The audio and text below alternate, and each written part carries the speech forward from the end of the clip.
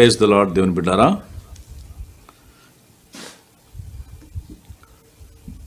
ఈ దినము పరిశుద్ధమైన బైబిల్ గ్రంథంలో నుండి ఎఫెసీయులకు రాసిన పత్రిక 5వ అధ్యాయము 6-7 వచనాలు చూసుకుందామండి.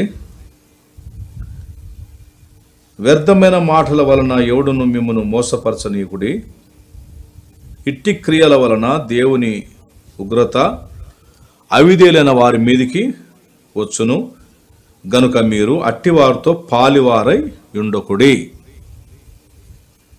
దేవుని బిడ్డలారా, వ్యర్థమైన మాటల వలన ఎవడును మిమ్మల్ని మోసపరచనీయకుడి.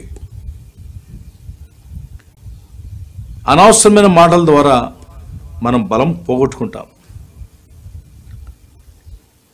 ఎక్కువగా ప్రార్థించాలి, తక్కువగా మాట్లాడాలి. అది నిజమైన క్రైస్తవులు చేసే పని. నువ్వు తక్కువగా ప్రార్థన చేస్తావు, ఎక్కువగా మాట్లాడతావు, నీ బలం అంతా వెళ్ళిపోయింది. ఇక దేవుడు ఏం జవాబిస్తాడు నీ ప్రార్థనకు? మన మాటలు తక్కువ ఉండాలి. దేవునితో అధికంగా సమయం గడిపేవారు తక్కువగా మాట్లాడతారు. నా సహోదరి సహోదరుడా, వ్యర్థమైన మాటల ద్వారా దేవుని యొక్క శక్తిని కోల్పోతాము. అవిధేయులతో సాహసం చేయకూడదు. దేవుని వాక్యం అంటే అసహ్యము, దేవుని బిడ్డలంటే అసహ్యము, దేవుని సన్నిధి అంటే వాక్యం అనగా చాలా విసుక్కుంటారు. అలాంటి వారితో నువ్వు పాలివారై ఉండకూడి అంటాడు. అట్టి వారితో నువ్వు కలిసి ఉండడానికి వీలు లేదు. దేవుని భయం లేని వారితో నువ్వు కలిసి ఉండడానికి వీలు లేదు సహోదరి సహోదరుడా. ఎందుకంటే ఆ ఒక అంటు వ్యాధి నిన్ను పట్టుకొని నాశనం చేస్తుంది. పౌలు గారు చాలా హెచ్చరిస్తూ ఉన్నారు. ఎఫెసీయులకు రాసిన పత్రిక 5వ అధ్యాయము కింద 8వ వచనంలో, మీరు పూర్వమందు చీకటై ఉంటిరి, ఇప్పుడైతే ప్రభునందు వెలుగే ఉన్నారు. ఇంతకుముందు యేసు ప్రభు నమ్మకం ముందు, ఎరగక ముందు చీకట్లో ఉన్నారు, పాపములో ఉన్నారు, శాపములో ఉన్నారు, లోకములో ఉన్నారు, ఇష్టమైంది చేశారు. ఇప్పుడు మీరు వెలుగు సంబంధులు అనగా యేసుక్రీస్తు ప్రభు ఒక బిడ్డలు. అలాంటప్పుడు దేవునికి ఇష్టమైంది చేయాలను. నేను మనుషులకు ఇష్టమైంది చేసేది ఏంటి? అయ్యో నా బంధువులకు ఇష్టమైంది చేయకపోతే వాళ్ళు అలిగిపోతారు, ఈ బంధుత్వం తెగిపోతుంది, వాళ్ళు మా పెళ్ళిళ్ళకి రారు, మమ్మల్ని వాళ్ళ పెళ్ళికి పిలుచరు, అందుకని దేవుడు బాధపడినా పర్వాలే, నా బంధువులు మాత్రం సంతోషంగా ఉండాలి, నా స్నేహితులు మాత్రం సంతోషంగా ఉండాలి. ఇదేం భక్తి? నీ భక్తి నీచప ఆలోచన కాకపోతే పిరికిదానివి, పిరికోడివి. దేవుని సంతోష పెట్టాలని వారు ఎప్పటికీ ధైర్యంగా ఉంటారు, దీనంగా ఉంటారు, నీతిగా ఉంటారు, క్రమశిక్షణతో ఉంటారు. ఈరోజు క్రైస్తవులు చెప్పుకొని సిగ్గులేని బ్రతుకుతున్నారు చాలా మంది క్రైస్తవులు.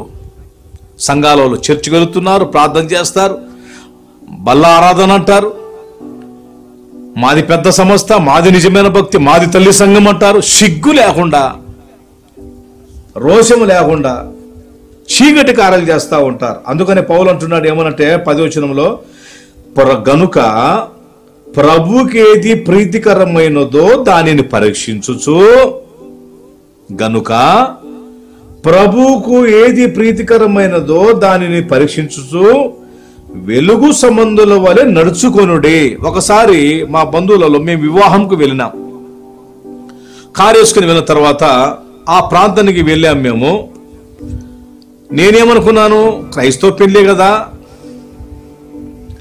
వాళ్ళు కూడా ఏదో కొద్దిగా యేసుప్రభుని తెలుసుకున్నారు, ఏదో భక్తి ప్రార్థన అంటున్నారు కదా అనుకుని మా కుటుంబం అంతా మేము వెహికల్ వేసుకొని వెళ్ళిపోయినాం.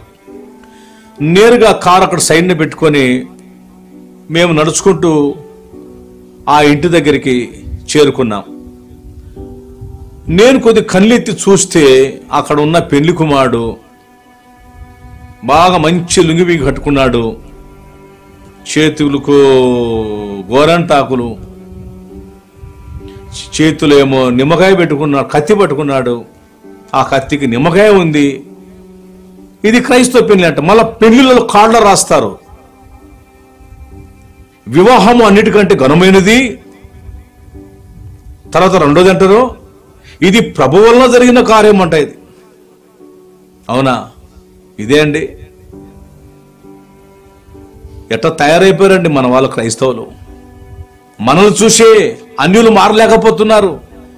నిన్ను బట్టే నీ ఇరుగు పొరుగు వారు, నువ్వు ఉద్యోగం చేస్తున్న ప్రాంతాలలో, నువ్వు చదువుకుంటున్న ప్రాంతాలలో, నువ్వు వెళుతున్న సంఘము, నీ యొక్క నీచమైన మాదిరి చూసి ఎవరు ప్రభువును తెలుసుకోవటం లేదు. వద్దంటున్నారు, ఆ యేసు నాకు వద్దు. అయ్యో నా సహోదరి సహోదరుడా, ఇంకా చీకటి బ్రతుకులు ఉంటున్నావా? పేరుకు మాత్రమే నువ్వు జీవిస్తున్నావు, నువ్వు మృతుడవే. క్రియలు లేని విశ్వాసము వ్యర్థము, మృతము, వేస్ట్ అంటున్నాడు పౌలు. క్రియలేవి? ప్రభుకి ఏది ఇష్టమైంది తెలియదా? నా దేవునికి ఇష్టమైంది కాదు ఇది. నా దేవునికి ఇష్టమైంది చేస్తా, పరీక్షించుచు ప్రభుకి ఏది ప్రీతికరమైందో దాన్ని పరీక్షించుచు వెలుగు సంబంధంలో నడుచుకోండి. ఏది అన్యుల్లాగా నడుచుకుంటారు ఏదండి? ఒకసారి వివాహం జరుగుతూ ఉంది, వెళ్ళి కూర్చున్నాం మేము చర్చిలో. వేరే పాస్టర్ గారు పెళ్లి చేస్తా ఉన్నారు. నాతో పాటు పక్కనే నా సహోదరు కొంతమంది ఉన్నారు. ఏదో మర్యాదగానే జరుగుతుందేమో అనుకున్నాను. అది పెద్ద బాల్య తీసుకొని ఒక సహోదరుడు, స్త్రీల వైపున ఒక సహోదరి, పురుషుల వైపున ఒక సహోదరుడు, ఆ స్టీల్ బాల్య తీసుకొని అందులో బియ్యం వేసుకొని వస్తా ఉన్నాడు. అందరూ తీసుకుంటా, అచ్చింతలంట అండి, అది అచ్చింతలంట. ఇవి తీసుకొని అందరికి పంచుతున్నాడు. నా దగ్గరికి వచ్చాడు. అయ్యో పక్కన వాళ్ళు ఏమైనా బాధపడతారేమో, పెళ్లి కుమార్తె వాళ్ళు బాధపడతారేమో, లేదా పెళ్లి కుమారులు నన్ను ఏమైనా చూస్తే బాధపడతారేమో తీసుకోకపోతే అనుకున్నానా? నా చేతుల్లో నా బైబిల్ ఉంది, నేను పరీక్షిస్తున్నాను. నా దేవునికి ఇష్టమైంది నేను చేస్తా, అది నా మనసాక్షి తెలుసు. వెంటనే నేను నవ్వుతూ అన్నాను, బ్రదర్ ఇది తీసుకుని పోండి బ్రదర్, పక్కన వాళ్ళకి ఇచ్చుకోండి, నాకు వద్దండి అన్నాను. అయ్యో ఏంటి సార్, తీసుకోండి సార్. వద్దొద్దు నాన్న, తీసుకుని వెళ్ళిపోండి అన్నాను. అలా చెప్పలేవా? సిగ్గులేని క్రైస్తవుడా, చెప్పలేవు. మొహమాటం భక్తి చేస్తావు. ఎక్కడుంది నీతి నికాడ? ఏమమ్మా ఎక్కడుంది నీతి నికాడ? ఏమంటున్నాడు దేవుడు ఇక్కడ బైబిల్లో? 11 వచనం, నిష్ఫలమైన అంధకార క్రియలలో పాలివారై ఉండక వాటిని ఖండించుడి. నిష్ఫలమైన అంధకార క్రియలవి, సైతానుగాడి క్రియలు, ఆచార సంబంధమైనవి ఇంకా క్రైస్తవులు చేస్తున్నారు. అయ్యో ఎంత గ్రహింపు లేదండి వీళ్ళు. బైబిల్లో లేవా? మరి ఎందుకు నువ్వు వెళ్ళేది చర్చికు? ఏమి నేర్చుకుంటున్నావు నువ్వు? దేవుని పాదాల దగ్గర నేర్చుకోవటం లేదా? ప్రార్థన జీవితం లేదు, ఏం నేర్చుకుంటాం? మా దగ్గరికి వచ్చిన తర్వాత చాలా మందిని నేను గద్దించాను. అలాంటి పెళ్లిని చేయను, నేను రాను అంటాను. దేవుని బిడ్డలారా, నా దేవుడికి ఇష్టమైందే చేస్తా నేను. జాగ్రత్త వినండి. ఎఫెసీ రాసిన పత్రిక 5వ అధ్యాయము 11 వచనం చదువుకో బాగా. నిష్ఫలమైన అంధకార క్రియలలో, అంధకార క్రియలు తెలుసు నిష్ఫలమైనవి. ఈరోజు క్రైస్తవులు పెళ్లి చేయాలంటే, వివాహం చేసుకున్నప్పుడు ఏం చేస్తున్నారు? పెళ్లి కూతురును అలంకరించి విగ్రహార్థికుల కంటే హీనంగా అలంకరిస్తారు. పెళ్లి కొడుకు కూడా కత్తి నిమ్మకాయ, గోరంటాకు, ఏమండి, తర్వాత ఇండ్లకు టెంకాయ చెట్లు కొమ్మలు, టెంకాయ కొమ్మలండి, టెంకాయ చెట్టు కొమ్మలు కడతారు, మామిడాకులు కడుతున్నారు. ఎక్కువ మారితే మళ్ళీ అది ఆయుర్వేదిక్ మెడిసిన్ అండి అంటారు. సిగ్గు లేకుండా చేసేది చేస్తారు. కల్యాపల్లి నుగ్గులేసి, ఏమండి, తోరణ కట్టి ఇవన్నీ చేసేది క్రైస్తవ పెళ్లి అంటారు. సిగ్గులేనోడా, సిగ్గులేందానా? దేవునికి దుఃఖకార్యం చేసేది, దేవునికి అయిష్టమైన కార్యం చేసేది. మేము కూడా క్రైస్తవులు, మేము కూడా క్రిస్టియన్స్ అంట. గ్రహింపు ఉండాలి, ఆలోచన ఉండాలి. అన్నం తింటున్నావు నువ్వు. బైబిల్ ఇంత చక్కగా చెప్తున్నాడు. నిష్ఫలమైన అంధకార క్రియలలో పాలివారై ఉండక వాటిని ఖండించుడి. మేము చేయము, మీరు చేయవాకని మేము చేయము అనాలా? ఎవరున్నారండి ఈరోజు అలాంటి క్రైస్తవులు? ఉన్నారా? అయ్యో నేను అంటే చెప్తే నా బంధువులందరూ బాధపడతారేమో అంటే దేవుడు బాధపడవచ్చు కదా, యేసు ప్రభు బాధపడవచ్చు కదా. దేవుని పోగొట్టుకున్నామంటే అడ్రస్ లేకుండా పోతాం. ఎన్నో కుటుంబాలు, ఎన్నో కాపురాలు నాశనమైపోయినాయి. వివాహ వ్యవస్థలో వచ్చినప్పుడు ప్రభువును తీసుకురావాలి. కానా వివాహములో యేసయ్య అడుగుపెట్టినాడు. క్రైస్తవుని వివాహములో, క్రైస్తవుని యొక్క వివాహ వ్యవస్థలో యేసు ప్రభు అనగా దేవుని సన్నిధి ఇక్కడ ప్రజెంట్ కావాలి, హాజరు కావాలి. అందరుండి దేవుడు లేకపోతే ఏంది పెళ్లి? పిచ్చి పెళ్లి కాకపోతే ఏమిటి నీ పెళ్లి? నీ డబ్బు, నీ ఖర్చు, నీ హంగామా. ఎవరికి కావాలా నీ హంగామా? మళ్ళా పాటలు పెడతారు దానికి. దేవుని స్తుతించుడి ఫస్ట్ పాట అంట. దేవుని స్తుతించుడి, ఎల్లప్పుడు దేవుని స్తుతించుడి. బ్యాండ్ మేళ వాయించేది ఎవరు చెప్పారంటే పెళ్లికి బ్యాండ్ పెట్టకూడదని. బ్యాండ్ పెట్టుకోవచ్చు, ఎవరు చెప్పారు వద్దని? పెట్టుకోండి. దేవుని పాటలకు బ్యాండ్ పెట్టు. ఎంత చక్కగా దేవుణ్ణి స్తుతించుడి, ఎల్లప్పుడు దేవుణ్ణి స్తుతించుడి. ఎంత చక్కని పాటలు. అది అయిపోయిన తర్వాత ఇక సినిమా పాటలు. అందుకని అంటున్నాడు, నిష్ఫలమైన అంధకార క్రియలలో పాలివారు ఉండక వాటిని ఖండించుడి. మీరు తాగకపోతే తాగినలేయా, మాకన్నా ఎండి సీసాలు తాగుతాము అంటారు నీ స్నేహితులు, నీ బంధువులు. మరి చిన్నోడా, పెద్దోడా, అమ్మీ, మీ భక్తి మీరు చేసుకోండి అమ్మా, మాకు డబ్బులేండి, మేము బయటికి మీద తాగి వస్తాము. అది కూడా పాపమే. క్రైస్తవునికి ఉద్యోగం వచ్చిందంటే వాడి ఫ్రెండ్స్ ఉంటారు పక్కన. నువ్వు తాగకపోతే తాగినోలేరా, మాకన్నా తాపురా, మేము తాగుతాము. వా, ఎంత జ్ఞానంగా వస్తాడో దయ్యము. నువ్వు తాగవు, వానికి తాపుతున్నావు, వాని నరకానికి నువ్వు పంపుతున్నావు, నువ్వు కూడా వెళుతున్నావు. తప్పు కదా. నువ్వు సమ్మతిష్టం లేదా పాపాన్ని? ఓ క్రైస్తవులారా, ఇప్పుడైనా మేలుకోనుండి యథార్థమైన భక్తిలోనికి రండి, వెలుగు సంబంధులుగా జీవించండి. ఈ రోజు మంచి రోజు కాదు, ఆ రోజు మంచి రోజు కాదు. ఈ వివాహ సమయమున నేను మ్యారేజెస్ కార్డ్స్ను చూసినప్పుడు ఏమో రాసి ఉంటారు తెలుసా? అన్యులు చేసినట్టు చేస్తారండి పెళ్లిలు. ఆ టైం పెడతారండి. అట్ టైం తెలుసా? 10:35 అంట. సిగ్గు ఉండాల. 10:35 అంట. మేము దేవుని సన్నిధిలో ప్రార్థన చేసి పెడతామండి డేట్లో. పరిశుద్ధుడైన నిజ దేవుని అడిగి టైం పెడతాం. ప్రభువారు ఏమిస్తారో అదే. మనుషుల మాట, బంధువుల మాట, వాళ్ళ మాట విని నాశనం చేసుకోబాకు. అమాయకులని ఎవరి తల్లులారా, తండ్రులారా, మీ పాత పద్ధతులన్నీ మానుకోండి. మీ పాత ఆచారాలని పక్కన పెట్టండి. యవనస్తులను దేవుని పద్ధతులు, దేవునికి ఇష్టమనేది నడిపించండి. వాళ్ళ జీవితంలో దేవుడు అడుగు పెడితే ఎంతో క్షేమంగా ఉంటుంది. ఆరంభమే సంతోషంగా ఉంటే అంతం కూడా సంతోషంగా ఉంటుంది.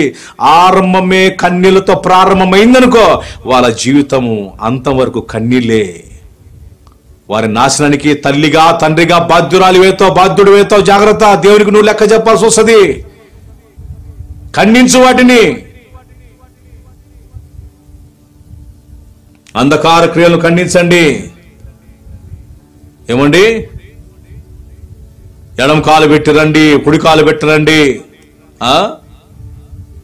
తర్వాత పెళ్లి కుమారుడు అడుగు పెడితే కుడి కాలు పెట్టి వస్తే పల్లెములు కాలు కడగాలంట ఎవరో. పెళ్లి కుమార్తె తమ్ముడో, అన్ననో, ఎవరో కోలు బావగారి కాలు కడగాలంట. ఎవడు చెప్పాడు? ఇవన్నీ ఏడుంది బైబిల్లో? కేశగణన చేయాలంటారు మళ్ళా.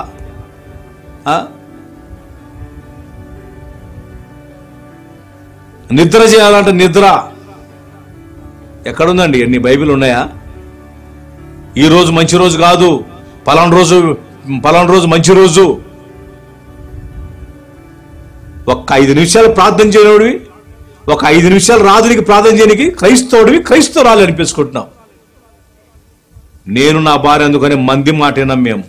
మేము దేవుని మాట వింటాం. దేవుడు చెప్పింది మేము చేస్తాం. అందుకని దేవుని బిడ్డారా, ఒకసారి అపోస్తుల కార్యంలో కూడా ఒక మాట జరిగింది. అక్కడ ఒక విషయం చెప్తున్నారు అపోస్తులు. చూడండి, అపోస్తుల పేతురు, యోహాను అంటున్నారు. 4వ అధ్యాయం, అపోస్తుల కార్యం 4వ అధ్యాయము 19వ వచనంలో ఒక మాట చదువుతానండి. అందుకు పేతురును యోహానును వారిని చూచి ఏమండి, ఆ కఠినమైన మనుషులతో ఏమండి, అధికారులతో, శాస్త్రులతో, ఈ దొంగలతో ఏమంటున్నారు తెలుసా? పేతురు, యోహానులు ఏమంటున్నారు?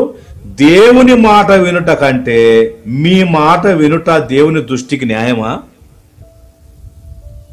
దేవుని మాట వినుట కంటే మీ మాట వినుట దేవుని దృష్టికి న్యాయమా? మీరే చెప్పండి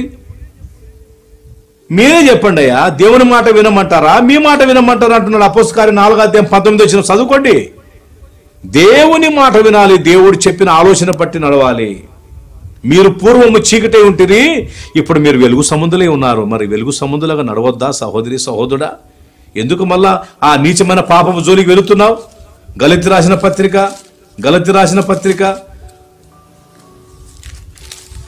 4వ అధ్యాయము 9వ వచనం. ఇప్పుడు మీరు దేవునిని ఎరిగిన వారును, మరి విశేషముగా దేవుని చేత ఎరగబడిన వారునై ఉన్నారు గనుక బలహీనమైనవియు నిష్ప్రయోజనమైనవియునైన మూల పాఠముల తట్టు, అంటే దయ్యముల పాఠములు, దయ్యపు కార్యముల తట్టు మరలా తిరగనేలా మునుపటి వలె మరలా వాటికి దాసులై ఉండగోరనేలా. మునుపటి వలె ఇంతకుముందు చేశారు కదా దయ్యపు కార్యాలు, దయ్యపు ఆచారాలు, అన్యుల ఆచారాలు బైబిల్లో ఉందండి. అన్య జనులతో వారు సహవాసము చేసి వారి క్రియలు నేర్చుకొనిరి. వాళ్ళతో వీళ్ళతో తిరుగుతుంటావు పొద్దాక, ఇంకా నేర్చుకున్నావు. ఏంటి లోకస్తుల్లాగైందండి, వేషల్లక్క తయారవడం ఏందండి? పరిశుద్ధులుగా, పరిశుద్ధురాలుగా ఉండాలని దేవుడు ఆశిస్తూ ఉంటే, నా సహోదరి, నా సహోదరులారా, దేవుడు ఒక మాట అన్నాడు, నేను మిమ్మల్ని పరిశుద్ధుల కొట్టుకే పిలిచితిని గాని అపవిత్రుల కొట్టుకు నేను పిలవలేదు అంటున్నాడు దేవుడు. మన దేవుడు పరిశుద్ధుడు. మరలా వాటికి ఎందుకు వెళ్ళిపోతున్నారు వెనక్కి? మళ్ళా దాస్యపు కాడికి వెళ్ళిపోతున్నారు.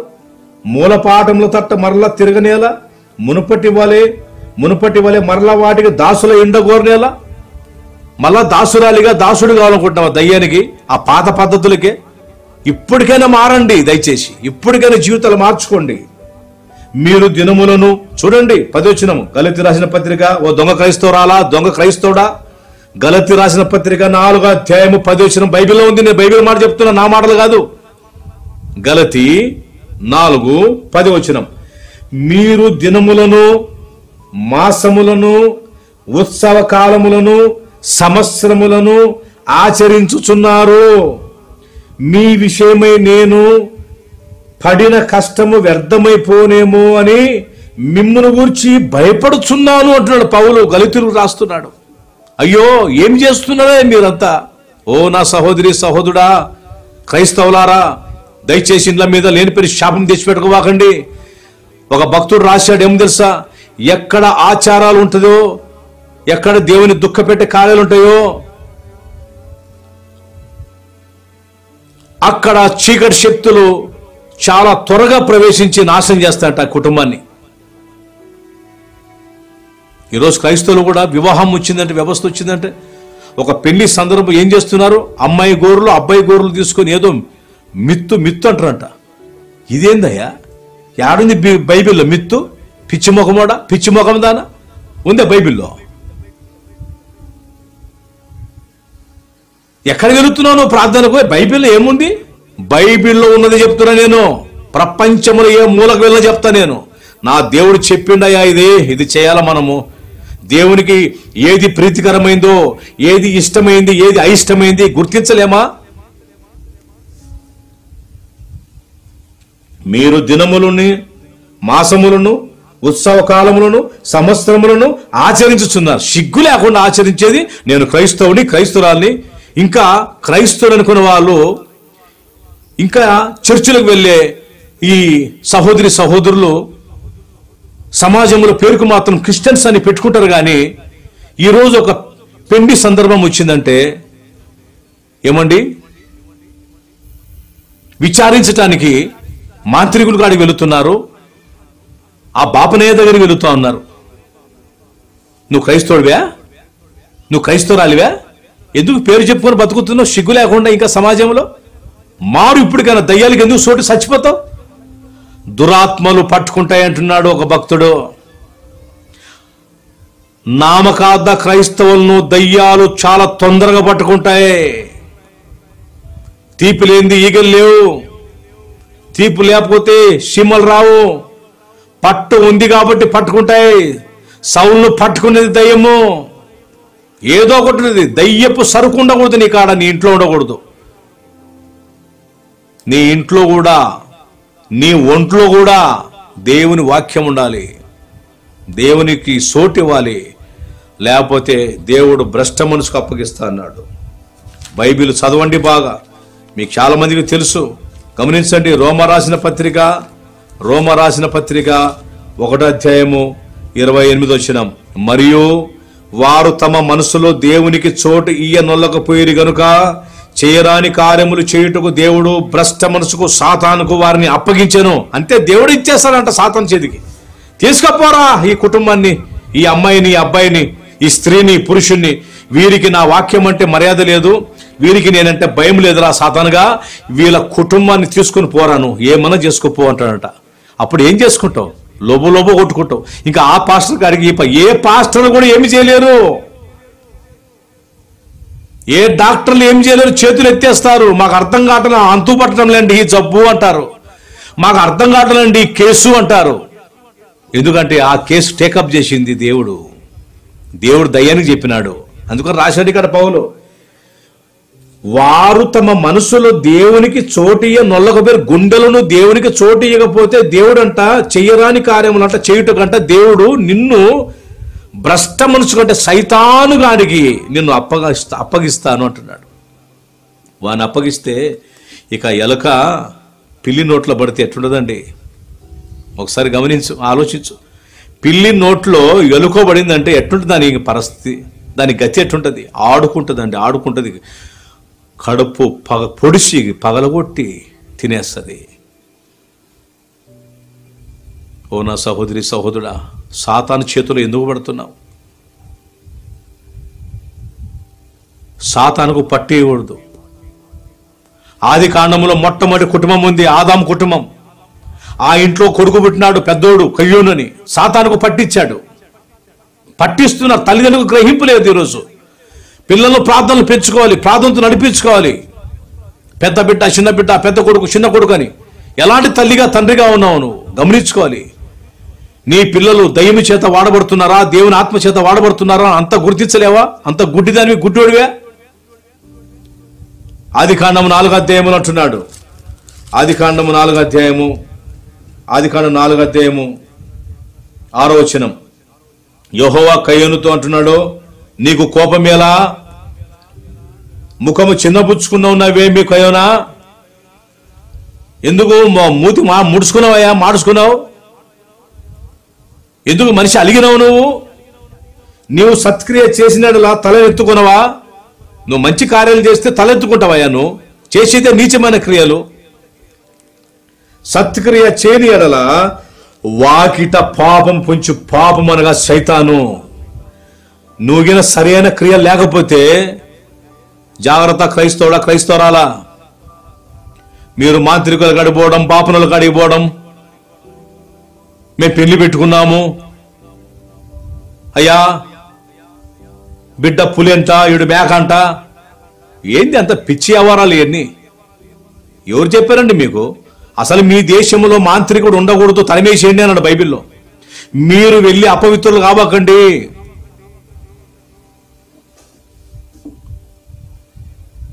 పాపమును అంటించుకోబాకండి, అపవిత్రతను అంటించుకోబాకండి, వాళ్ళ దగ్గరికి వెళ్ళబాకండి. ఎవరైనా చనిపోతే ఆచారాలు, దిష్టి తగిలిందంటారు, ఆ వాకిటి కాడ దిష్టి తీస్తారు, చెప్పులతోనో పొరకలతోనో థూ థూ థూ అనడము. అందుకనే దేవుడే ముఖం మీద థూ అని వచ్చినాడు. నువ్వు చల్లగానే లేవు, నువ్వు వెచ్చగానే లేవు, నువ్వు నులువిచ్చిన స్థితిలో ఉన్నావు కాబట్టి నీ ముఖం మీద నేను ఉమ్మి వేస్తున్నాను అన్నాడు. ఎంత నీచమైన పనులు చేస్తున్నారు ఈరోజు నామకార్థ క్రైస్తవులు. ఎవరండి క్రైస్తవులు అంటే? దేవుని చిత్తము చేసేవాళ్ళు. నా దేవుని నేను బాధ పెట్టకూడదు, అయ్యో నా ప్రభుని బాధ పెట్టకూడదు, నేను నా దేవునికి ఇష్టమైంది నేను చేస్తా అని నిత్యమైన చిత్తములో నడిచేవాళ్ళు వాళ్ళండి క్రైస్తవులు. ఇక్కడ కయ్యోను దేవుని చిత్తం నుంచి తొలగిపోయినాడు కాబట్టి సాతాను ఏం చేశాడు? వాకిట పాపము పొంచి ఉన్నది, నీ ఎడల దానికి వాంఛ కలుగును, నీవు దానిని ఏలుదు అని నేను దేవుడు చెప్తున్నాడు కయ్యోను. ఇదిగో నీ హృదయం బాగాలేదు, నీ పద్ధతులు బాగాలేవు కయ్యోనా, సాతానుకు పట్టించినావు నువ్వు, వాకిటి దగ్గర పొంచున్నాడు. అందుకని చాలా మంది విగ్రహార్థికులు చౌకట్లకు డబ్బులు బిల్లలు అనగా రూపాయి కాయిన్ కానీ 20 పైసల బిల్లలు కానీ మేకుతో కొడతారండి. ఎందుకంటే దయ్యం లోపల రావడదన్న. ఎంత పిచ్చితనం, దయ్యం రాదా? యేసు ప్రభుతో పాటు తిరుగుతున్నాడు యూదా ఇస్కరియోతు. దయ్యం పట్టుకోలే యూదా ఇస్కరియోతును? యూదా కంటే గొప్పవాడివే నువ్వు, భక్తుడివే. హృదయ స్థితి సరిగా లేకపోతే ఆచార సంబంధమైంది చేసిన క్రైస్తవులు ఆ ఇంట్లో ఖచ్చితంగా మరణం జరుగుతుంది. దేవునికి చాలా కోపము. అందుకని అన్నాడు, తమ మనసులో వారు దేవునికి చోటు నొల్లక పేరు గనుక చేయరాని కార్యం చేయుటకు దేవుడు భ్రష్ట మనసుకు అప్పగించాను అన్నాడు. సాతానుకు అప్పగిస్తాడు. కయ్యోను దేశదిమ్మరైపోయినాడు. సహోదరి సహోదరుడా, యవనస్తుడా, నువ్వు బయటికి పోయి ఏమేమి చేసుకుని ఇంట్లోకి వస్తావు, నీతో పాటు దయాలు వస్తాయి ఇంట్లోకి, కుటుంబంలో సమాధానం మీరు నాశనం చేస్తాయి. ఇంట్లో ప్రార్థనతో నువ్వు బయట అడుగుపెట్టు, ప్రార్థన ద్వారా లోపలికి రా, ప్రశాంతమైన వాతావరణం తీసుకురా. ప్రార్థించే వారి సమాధానంగా ఉంటారు, అందరితో సమాధానంగా ఉంటారు. నా సహోదరి సహోదరుడా, చీకటి కార్యాలను ఖండించేసేయి, వాటి జోలికి వెళ్ళబాకండి. నిష్ఫలమైన అంధకార క్రియలలో పాలివారై ఉండక వాటిని ఖండించుడి. నీ తోటి సహోదరుడు తప్పు చేస్తే ప్రేమతో చెప్పాలా, నీ సహోదరికి చెప్పాలా? చెప్పరే, వారు నాశనమైతే దేవుడు నిన్ను లెక్క అడుగుతాడు. నువ్వు మంచి మనసుతో వాళ్ళని మంచి దావకు తీసుకురావాలి. నా సహోదరి సహోదరారా, దయచేసి ఆచారాల జోలికి వెళ్ళబాకండి, దేవుని శాపం తెచ్చుకోబాకండి. దేవునికి సంతోషం కలిగించే పనులు చేయండి. దేవునికి ఇష్టమైంది చేస్తే ఈ కష్టాలన్నీ దూరం అవుతాయి. దేవుడు మీ పక్షమున ఉంటాడు, మంచి జీవితం ఇస్తాడు, పరలోక సమాధానం ఇస్తాడు. వాక్యానుసారంగా జీవిస్తారా? వాక్యానుసారంగా నడుస్తారా? మరి వెలుగు సంబంధాలుగా జీవిస్తారా? అనేకులకు సాక్షిగా ఉండండి. దేవునికి ఇష్టమైంది చేయండి, సైతాను తరిమేయండి. నువ్వు సంతోషంగా ఉంటావు, నీ చుట్టుపక్కల ఉన్న అందరూ కూడా సంతోషంగా సమాధానంగా ఉంటారు. ప్రార్థన చేసుకుందాం. పరిశుద్ధరానికి వందనాలైనా తండ్రి, నీకు స్తోత్రములు ప్రభువా. అయ్యా, ఇంతవరకు నాయనా మేము వాక్యం విన్నాము. నిజమే ప్రభా, పూర్వం మేము మీ దగ్గరికి రాకముందు చీకటి సముద్రులుగా ఉంటిమి. ఇప్పుడు నీ కృప ద్వారా యేసయ్య మమ్మల్ని మీ రక్తంతో కడిగి బిడ్డలు చేసుకుని వెలుగు సంబంధాలుగా చేశారయ్యా, నీకు స్తోత్రములు. ఈ వాక్యం మీద మీ ప్రియులందరినీ దర్శించండి ప్రభువా. నిజమే, మా నామకాద క్రైస్తవులలో ఎంతో మందిలో పైకి పేరుకు మాత్రం క్రైస్తవులము క్రిస్టియన్స్ అంటారు కానీ ఇంకా నాయన మామిడాకులు, నైనా టెంకాయ చెట్టు కొమ్మలు, తండ్రి ఎర్ర నీళ్ళని పసుపు నీళ్ళని, వివాహ సమయమున కత్తికి నిమ్మకాయ పెట్టడము, గోరంటకులు పెట్టుకోవడము, కల్యాపులు చదువుకోవడము, పెద్ద పెద్ద నుగ్గులు వేసుకోవడం, సిగ్గులేని జీవితం చేశాం ప్రభా గత కాలంలో. తండ్రి, మమ్మల్ని క్షమించండి. ఒకవేళ ఈ జీవితంలో ఇంకా ఎవరైనా ఉన్నారంటే ఈ రోజే వారి జీవితంలో మార్పు దయచేయండి. సిగ్గు తెచ్చుకొని, రోషం తెచ్చుకొని, పశ్చాత్తాపడి ఆ నీచమైన వాటిని అన్ని విడిచిపెట్టి మానుకొని సాతానుకు ఎలాంటి ఒక పట్టు ఇవ్వకుండా, ఛాన్స్ ఇవ్వకుండా దేవాది దేవుడనే మీకు మాత్రమే ఇష్టమైన కార్యాలు చేసి సంతోషపెట్టి మిమ్మల్ని గణపరుచుటకు సాయించాను. ఆయన మీ వాక్యానుసారంగా జీవించే జీవితం నాకు మాకందరికీ దయచేయమని యేసు పరిశుద్ధ నామమున ప్రార్థించి వేడుకుంటున్నాము తండ్రి. ఆమేన్. తండ్రి ప్రేమ, కుమారుని దయ, పరిశుద్ధాత్మని యొక్క సన్నిధి సహవాసము, ఆయన నడిపింపు, ఆయన కాపుదల మనకందరికీ తోడేండును.